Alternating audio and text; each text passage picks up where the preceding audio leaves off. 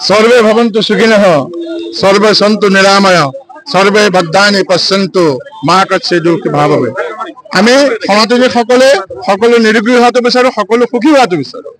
কিন্তু আজি কি হৈছে, আজি আপোনালোকে দেখা পাইছে বৰ্তমান বাংলাদেশত সনাতনীৰ ওপৰত নিৰ্যাতন আৰম্ভ হৈছে, হত্যা হৈছে, লুণ্ঠন হৈছে, ধৰ্ষণ হৈছে, মানে চৰম সীমা অতিক্ৰম কৰিছে। আজিৰ তাৰিখত বাংলাদেশত থকা প্ৰায় 6% সনাতনীয়ে অনিশ্চয়তাত ভুগিছে। চিন্ময় দাস, চিন্ময় কৃষ্ণ দাস ইস্কনৰ যি গুৰু, তেখেতক আটক কৰা হৈছে, কৰায়ত্ব কৰি তেখেতক জেলত নিক্ষেপ কৰিছে। এই সনাতনী আমি হিন্দুসকলে আমি বিভিন্ন পন্থাত বিশ্বাসী হ'ব পাৰোঁ, গতিকে আমি সনাতনী হিচাপে আমি আজি একত্ৰিত হৈছোঁ। আমি নগাঁৱত লোকজাগৰণ মঞ্চৰ উদ্যোগত আমি সকলো একত্ৰিত হৈছোঁ আৰু এটা বাৰ্তা প্ৰেৰণ কৰা হৈছে যে আমাৰ যি সভ্যতা, হাজাৰ হাজাৰ বছৰ পুৰণি সভ্যতা, আমাৰ হাজাৰ হাজাৰ বছৰ পুৰণি সংস্কৃতিক তাত যদি কোনোবাই কুঠাৰাঘাত কৰিব বিচাৰে, আমাৰ যদি সনাতনীৰ ওপৰত আক্ৰমণ কৰিব বিচাৰে, আমাৰ সনাতনী যদি জীয়ৰী বোৱাৰীৰ ওপৰত আক্ৰমণ কৰিব বিচাৰে, আমাৰ সনাতনী জীয়ৰী বোৱাৰীক যদি ধৰ্ষণ কৰে, তেওঁলোকক কোনো কাৰণে কোনো পৰিস্থিতিতে ক্ষমা কৰা নহ'ব। এই বাৰ্তা আজি লোকজাগৰণ মঞ্চ নগাঁৱৰ পৰা প্ৰেৰণ কৰা হৈছে।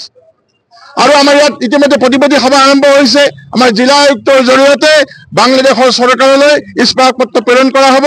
তাত বাংলাদেশত থকা হিন্দুসকলৰ সুৰক্ষা, জীৱন, সা সম্পত্তি সকলো ধৰণৰ সুৰক্ষা সুনিশ্চিত কৰক, তাত মঠ মন্দিৰ সুৰক্ষিত কৰক, বিভিন্ন ধৰণৰ দাবী সম্মিলিত এখন ইস্পাত পত্ৰ প্ৰেৰণ কৰা হ'ব। আৰু আজি ইয়াৰ দ্বাৰাই নগাঁৱৰ পৰা এটা বাৰ্তা প্ৰেৰণ হৈছে। আজি আমি সকলো একত্ৰিত হৈছোঁ, বিভিন্ন পন্থা, বিভিন্ন ভাষাভাষী লোক আমাৰ আজি একত্ৰিত হৈছে। আপোনালোকে দেখা পাইছে যে আমি এখন ক্ষুদ্ৰ ভাৰতবৰ্ষ, অসমখন হৈছে ক্ষুদ্ৰ ভাৰতবৰ্ষ, বিভিন্ন জাতি উপজাতি আমি ইয়াত বাস কৰোঁ।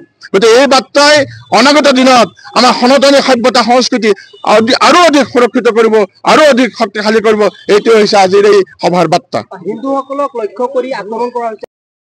আমাৰ সংস্কৃতি, আমাৰ সভ্যতা হাজাৰ হাজাৰ বছৰ পুৰণি, গতিকে হাজাৰ হাজাৰ বছৰ পুৰণি চহকী সংস্কৃতি, চহকী সভ্যতা, এই চহকী সভ্যতাৰ সংস্কৃতিক যেতিয়াই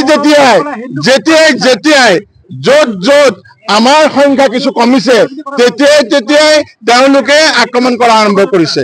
কিন্তু আমি কোনো বহি থকা নহয়, আমি সকলো সজাগ আৰু সচেতন। সনাতনী সমাজ, সনাতনী সভ্যতা, সনাতনী সভ্যতা সংস্কৃতিক লৈ আমি সকলো সজাগ আৰু সচেতন। গতিকে সময়ে সময়ে ইয়াৰ প্ৰত্যুত্তৰ দিয়া হ'ব।